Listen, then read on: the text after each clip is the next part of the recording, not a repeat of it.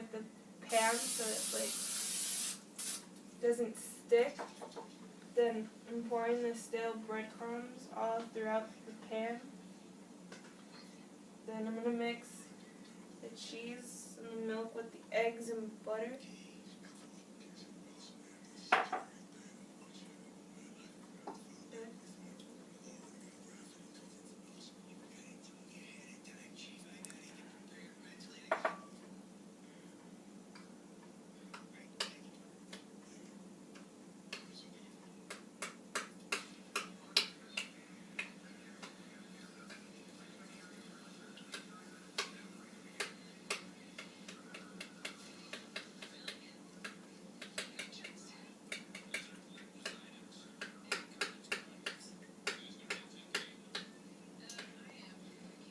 Making sure that everything mixes together properly, continually stirring.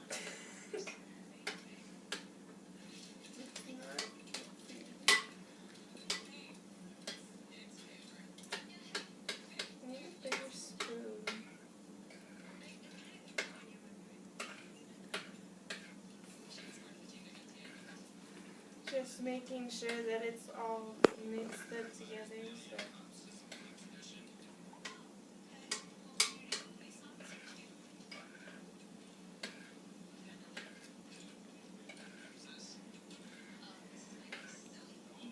I think that's good. And once properly mixed, We're going to take the mixture and pour it over the stale breadcrumbs and make sure that it gets absorbed by it all. And then just gonna make sure that every piece of bread absorbs this mixture. And make sure it's spread out evenly.